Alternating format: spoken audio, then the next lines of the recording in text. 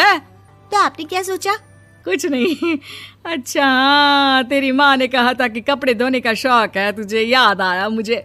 शौक शौक बोलकर कपड़े धोने वाले मेरे जुनून को कम ना आके सासू माँ, कपड़ा धोना मेरा गुरूर है।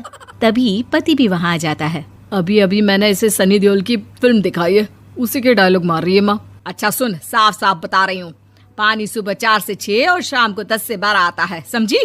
विभा टाइमिंग सुनकर हैरान हो जाती है। ये क्या भूतों का मोहल्ला है? सुबह 4 बजे उठकर कौन कपड़े धोता है? 4 बजे टंकी में पानी जाता है, फिर सारा दिन धोना ना, किसने मना किया?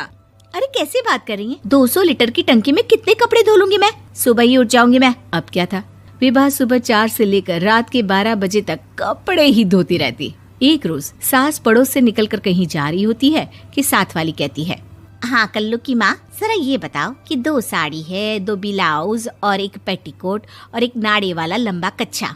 हाँ तो? अरे तो क्या, कितना लोगी धुलाई ये बताओ। धोबन दिख रहे हैं हम क्या?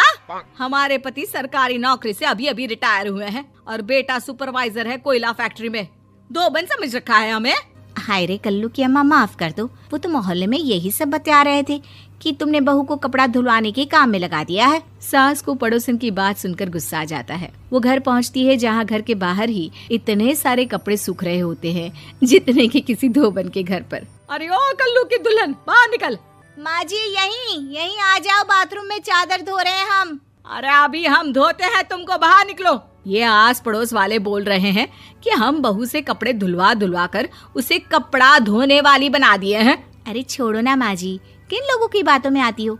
आस पास के लोगों का तो काम ही होता है कि वो किसी तरह सास बहू को लड़ा दे।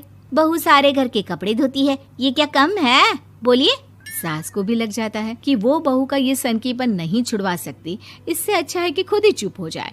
एक रोज सास और बहू मंदिर जाते हैं, जहाँ सास की साड़ी वहाँ खड़ी भीख मांगने वाली से मिलती है। माँ जी क्या बात है, आपकी साड़ी उस भिखारन से कितनी मिल रही है ना? हाँ हाँ देखो तो, दोनों की साड़ी मिल रही है। क्या बात है कल्लू की अम्मा, तुम खुद को तो अफसर की बीवी बताती हो और ऐसी सिंपल सी प्लेन साड़ी पहनकर घूमती हो। सिंपल और प्लेन नहीं है ये साड़ी। तो क्या सोने के धागे से फूल बने हैं? कुछ भी सासू माँ, कुछ भी। हाँ बने थे इस साड़ी में सोने के धागे से फूल। मेरे पति लेकर आए थे मद्रास से स्पेशली मेरे लिए 10,000 की। ताहे भाई साहब इस भिखारन के लिए भी सेम टू सेम साड़ी लेकर आए होंगे 10,000 की।